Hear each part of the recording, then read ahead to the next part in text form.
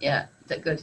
Okay, I'm going to start screen sharing. I knew it was going to be hard to follow Jade, so I I put myself as a sacrificial lamb. We are going to relatively Pākeha, Ōtautahi, Christchurch, and here was where we left off. That's today. So yeah, there's lots of documentation about the tragedy that befell Christchurch, Ōtautahi in 2010 and 11. So this is not a conversation about what happened, but more about what's happened in the 10 years to the transitional movement, who I see as fundamentally aligned to the practices I've had as a public art curator, but aligned to community, to political community. So this was the image of the city that we became quite familiar with over the course of between 2011 and 2015-16. We are going to see different images to this, but just to say this image comes from The Art of Recovery. It's a film by Peter Young made in 2015. And it's a really great starting point for anyone who wants to see more about the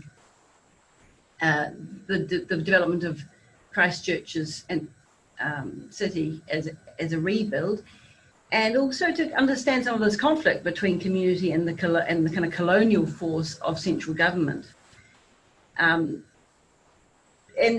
yeah, again, most of the faces Pākeha ones, because they were the ones who seemed to step up into the centre of the city, at least. Just to say, yeah, again, well documented is the contrast of the city council back in 2011. They ran a great share an idea project, which generated thousands of responses and great goodwill about the potential for the city. But that was contrasted very much with this kind of this enclave of, I would say, besuited men in suits who played with kind of the monopoly pieces of the city. So this has been discussed. And in the film, what we see is a whole lot of people in these business shirts, kind of led by Jerry Brownlee, creating something very, very quickly allowing chances for private investment to make the city credible on a world scale, which is contrasting to the interesting and colourful artists and theatre makers who, as Barnaby Bennett wrote, were radical and flexible enough to move, but had no ability to input into the process. So this was the international image of Christchurch 2 or 3 years on. The flexible and mobile transitional movement had started to create dancer mats and the cardboard cathedral and the arcades area, the pallet pavilion, that's gap fillers. There was lots of greening the rubble projects, community gardens, and of course the C1 Espresso House. This was what the world knew Christchurch to be. So they kind of, the way the transitional movement had captured the narrative about the city. This is the pallet pavilion put up by Gap Filler and became quite a symbolic image for the transitional city movement. So what I was interested in doing was, as a fellow transitional or temporary project curator, was to talk to a range of other makers in the city, and specifically those who I knew already, and to ask them about how they felt their role transitioned or didn't transition to the long term. We, just as a bit of context, as part of letting space, the collective of artists came to Christchurch, came to New Brighton in 2013 to run a project called the Transitional Economic Zone of Aotearoa. It was a bit of a playful but also serious attempt to have communities revision spaces that have been changed rapidly by the earthquake. So I got to know quite a few people in the city then, and a lot of the transitional movement came to New Brighton to our encampment to talk about their experiences. Just to say as well that the transitional movement spent a lot of time not just making temporary projects, but actually to fight against the demolition of some of the heritage. So this is the Christchurch Town Hall, where it was built in 1972, and it was tagged for demolition. So Jess Halliday from Te Pūtahi and I see Anne Cunningham's on the chat on the Zoom today. She was part of the Te Pūtahi Centre for Architecture in Christchurch. They spent a long time fighting to have this restored, or not demolished at least, because it wasn't in the blueprint for. So it wasn't just about doing temporary things, but actually it was fighting for heritage that the transitional movement put their efforts into. So this was what the final blueprint looked like, designed by Warren and Marnie, and it had different quarters that would become the permanent city. But a lot of it in the meantime looked a bit like this. So for anyone who's on a small screen, someone scrawled on a for sale sign, handyman's dream, nothing a lick of paint won't fix, eh? And I noticed that when we were down there in 2013, how many sites still appeared to present themselves as if they were legitimate sites for action, when in fact they looked pretty, unattractive. So I was curious, I suppose, about this ambition that the city, the country had for Christchurch versus the on the ground movements. And from talking to a range of people, 10 different people I spoke to in the last couple of weeks, what we emerged out of it was how the practices of the transitional movement were very much about being responsive to the sites, and that they would do it from volunteer or very little funding. It was very much about testing and seeing if people liked things and then changing it. It was inclusive and often messy. And the funding and the advocacy for these projects came from the city of Christchurch, not from central government. Whereas a lot of what the Jerry Brownlee mode of thinking was about, and a quote from him, and he's in the film, he speaks about, takes investment to get things done. We need to inspire confidence. And he says we've got to move on from the transitional movement. We've got to we've reached that point where you've got to either formalize it as part of history or hold on to the bits that are most interesting, but move on. So he was very focused on getting developers and private investment into the city. And in talking to these the transitional movement practitioners in Christchurch this week, we're hearing that essentially what developers had that the transitional movement didn't have were resources, clearly with money, but a persistence with proposals and paperwork, and the ability to get indemnity to protect yourself in case things went wrong with insurance liability, and the ability to speak about sewerage and roading seemed to be vital. The desire to fit what someone's called the 20th century model of a city, with the convention centres and stadium, and then that developers tended to be a certain type of person with a certain amount of swagger that could deal with the resource consent processes. And clearly, and most importantly, I think developers had the force of the state behind them. So the central city grid was ultimately owned by the state for 4 or 5 years until it started to be sold again. So they could actually, they occupied it, and the community didn't, and the city didn't either, most importantly. So this is the convention centre in April this year. I don't know whether it's even got closer. It's supposed to have been launched, but this was the kind of building that these developers were working to, and yeah, there's lots of, I guess, discussion about why these kind of cornerstone buildings were required, but this is certainly, it's progressed from the demolished buildings.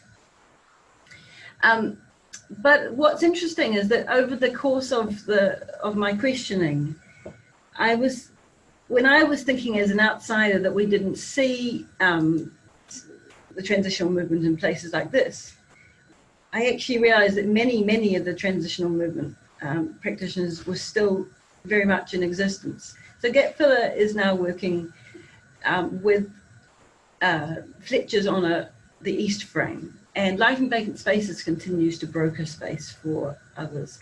The Green Hub is what the Greening the Rubble used to be. Roimata Community Commons, Food Commons, is doing awesome things out in Phillipstown.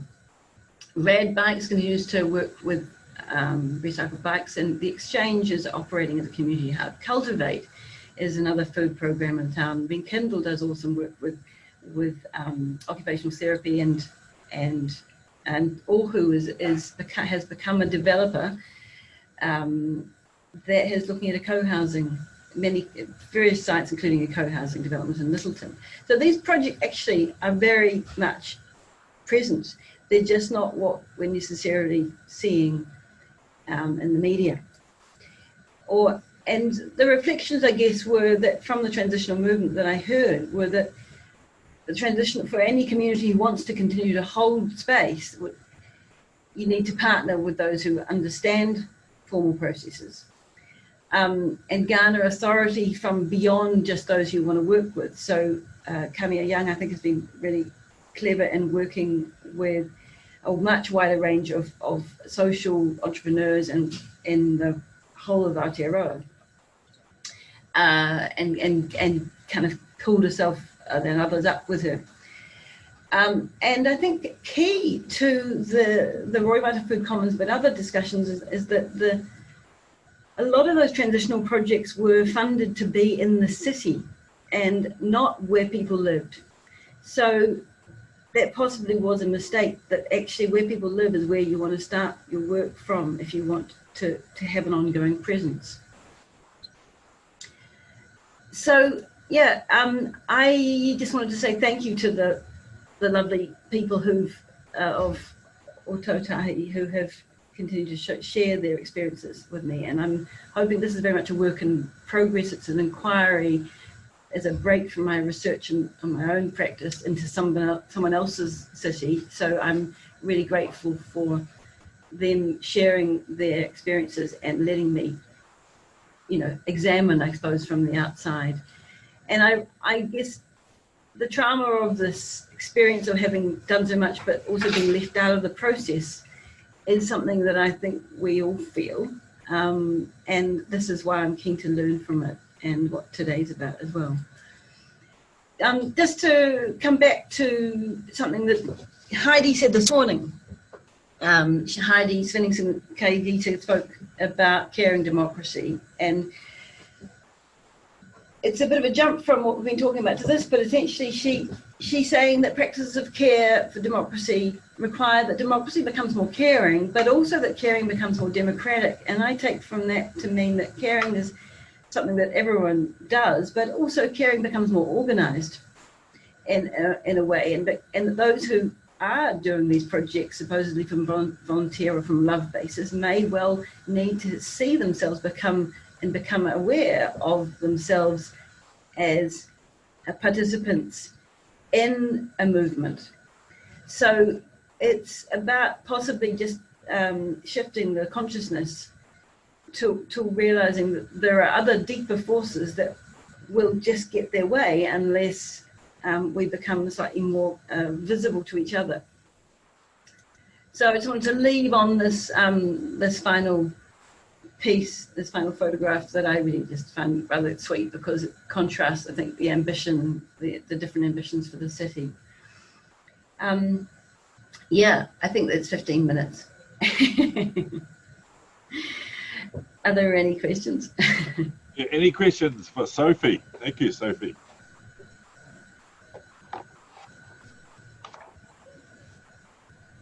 Kia ora, Sophie. I have a question, if that's okay. Thank you. That was really interesting. Yeah, and just went past the new convention centre recently, and it's just enormous. It's kind of unbelievable. I wondered if you could tease out some of the potential parallels between kind of authoritarianism in a way that we saw in the Christchurch response, and the tension with very deeply grass-rooted democracy, and the COVID situation, we were also seeing those real tensions around authoritarianism, and as Jade highlighted, grassroots or flat roots kind of democratic response. I wonder if there's anything more you could say about those kind of similarities but tensions. Sure. I mean, clearly I was thinking about Christchurch as the last crisis, in a way we had when we went into lockdown. This is this conversation and this offer to run a symposium with Becky came from very much that feeling that unless we name ourselves as communities, we had the potential to just kind of all hail to the Queen, as it were. I felt very much like though the as they call it, the Ashley and Jacinda show was a very strong way of keeping us involved and feeling like we were connected. Actually, the decisions that were being made at a central government level felt very disempowering for those who are used to running their own show. So the parallel was, I suppose, with the Christchurch is that there was a city where people were encouraged to go back to, and where a lot of the transitional movement was being encouraged to go back to. And yet it was then told they were then sort of locked out of it when it came to the final push. So I think there's issues around sovereignty and lack of clarity. Apparently, the Christchurch City had its powers removed pretty much during this time. You know about that, Regan? Yeah. So, and I guess it's a bit like the special state we were in while the COVID was going on. Luckily, we're now, in a lighter state control. But I'm curious as to, Amanda, you've probably got a lot of thoughts about this yourself. Sophie, I've got a little question for you. One big difference about Christchurch versus the COVID situation, if we're taking that comparison, is that in Christchurch we knew who the enemy was. It was earthquakes and poor building standards and poor soil. But with the COVID one, it's kind of, the water still works, the power still works, all the infrastructure still works, and it's not clear who the enemy is. Any thoughts between the two parallels between Christchurch and a COVID one? Curious, because I would have thought that maybe the virus and the earthquakes have very similar relationship to us. That they're kind of seemingly arbitrary, and they've come at us unexpectedly. The virus has been an effective boundary object, if you like, for the whole of our country and most other countries, to unite us in something. But I suppose I see them similarly. I'm interested, Regan, as to why you wouldn't see them as this virus is the same as the earthquake. I guess I could go and, you look at the empty site, you look at a building down, you can see the evidence for it. But in driving around sort of, a few times we did get out during level 4, it was very hard to actually know where the problem was, if that makes sense. Yeah, right. The lack of visibility. I suppose it occupied maybe our minds through being told how many people were in hospital or how many people were in the statistics. And the funny thing about Christchurch was that when you went over to the eastern side, it was complete demolition. When you went over to the western side, it was as if nothing had happened. Everything was working quite well on the western side, on the airport side, because and they really didn't know what was happening on the eastern side. So there was kind of that strangeness about it. Yeah. There was a big contrast, wasn't there, between those in the east and the wobblier bits. Perhaps. Yeah. Another question for you, Sophie, was sorry, I'm sort of grabbing all the questions, but how do you think the community really held the space at Christchurch? Because I was down there, we were fighting the front line on the eastern suburbs, and we lost badly. It was just open slam. The whole lot was taken, and that was it. And you just got told to shift. And so, did the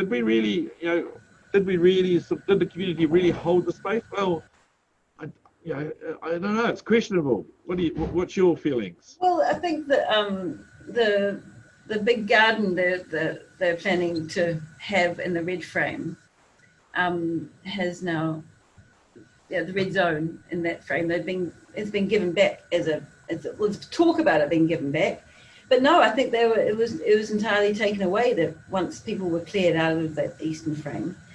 So I mean, I'm not being very subtle, not being very specific about the different areas of the city, but because the east was certainly the boggiest and also the most, I suppose, dangerous from a new building perspective. Yeah, it would be good to talk to you more about those experiences. Yeah. Sophie, could I ask a question?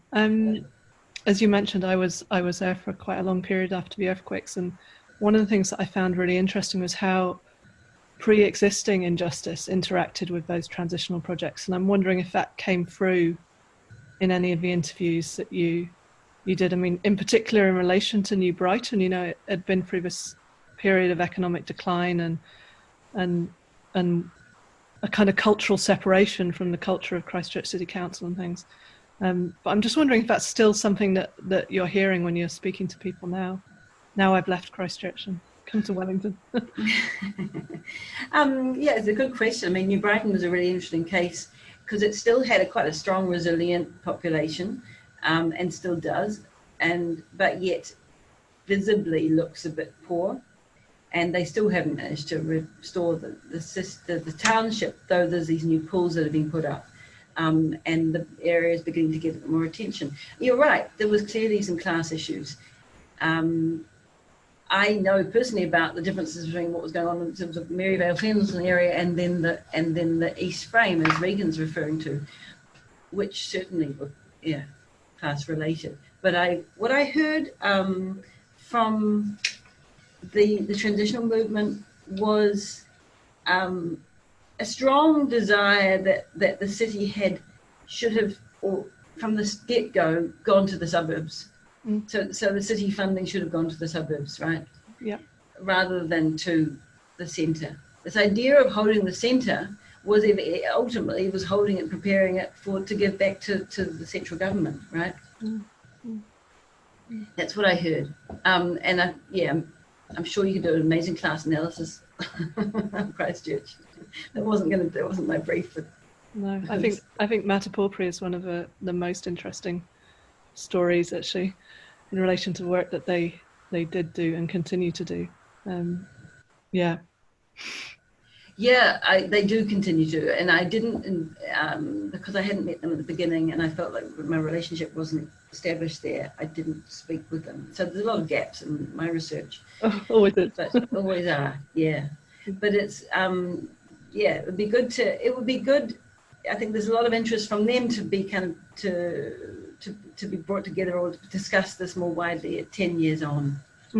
So it would be nice perhaps to bring you and Regan and others into a conversation. Yeah. Thanks, Anne. Thanks, Sophie. I'll hand back to you, Sophie, to introduce the next member of your team. Thank you so much.